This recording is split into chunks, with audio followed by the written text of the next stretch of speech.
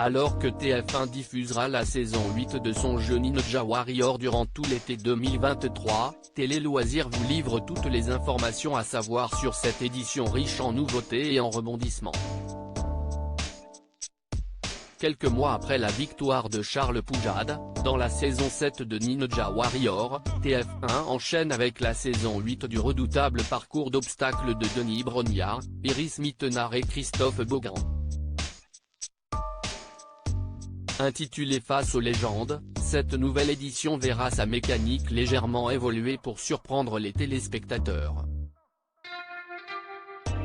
Des candidats aux animateurs, en passant par la date de diffusion et les nouveautés du parcours, Télé Loisirs vous donne toutes les informations nécessaires sur la saison 8 de Ninja Warrior. Ninja Warrior, quand sera diffusée la saison 8 du jeu de TF1 ?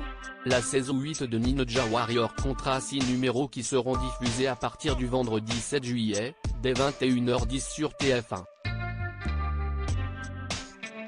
Cette édition a de nouveau été tournée près du Vieux-Port de Cannes, sur l'esplanade de la Pantiero, entre la fin du mois de mars et début avril dernier. Ninja Warrior 2023, qui va animer l'émission de TF1 ? On ne change pas une équipe qui gagne. Denis Brognard, Iris Mittenard et Christophe Beaugrand seront de retour à l'animation de la saison 8 de Ninja Warrior. Avec toutefois une petite nouveauté comme vous le révélait en exclusivité Télé Loisirs il y a quelques mois. Nous cherchons toujours à nous renouveler et de créer des surprises. Notamment à l'animation où Christophe Beaugrand et Iris Mittenard se sont amusés à échanger leur rôle le temps de 2 émissions de qualification sur les 6 émissions enregistrées de cette saison, nous confiait ainsi TF1. Ninja Warrior face aux légendes, quelles sont les nouveautés de la saison 8 ? Intitulée Face aux légendes, cette saison 8 de Ninja Warrior s'annonce inédite à plus d'un titre. En effet, lors des qualifications, les téléspectateurs de TF1 ne vont découvrir que des candidats n'ayant jamais participé au jeu. Des novices qui affronteront par la suite des légendes de Ninja Warrior en cas de qualification en demi-finale.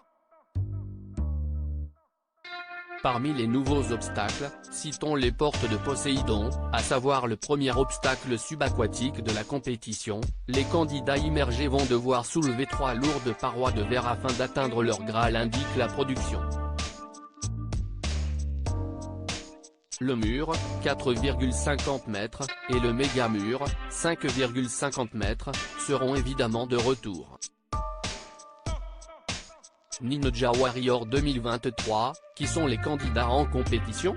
Pour cette saison 8 de Ninja Warrior, 38 hommes et 10 femmes n'ayant jamais participé à l'émission vont tenter de se qualifier lors du parcours de qualification.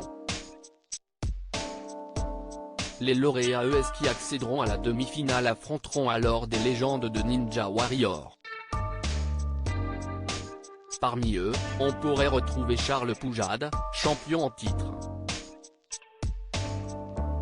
Ma présence est non négociable de mon côté. Rire, j'espère que la production voudra bien de moi, nous avait-il confié en début d'année juste après sa victoire. Le champion historique de Ninja Warrior Jean Tesna du Moncel pourrait, lui, s'offrir un 8e et ultime tour de piste. Enfin, le recordman de la finale Clément Gravier devrait lui aussi être de la partie. Ninja Warrior, quand sera diffusée la saison All-Star du jeu de TF1 ? Les équipes de TF1 réservent une belle surprise aux fans de Ninja Warrior puisque 2 numéros d'une version internationale All-Star du format ont été mis en boîte au mois d'avril dernier.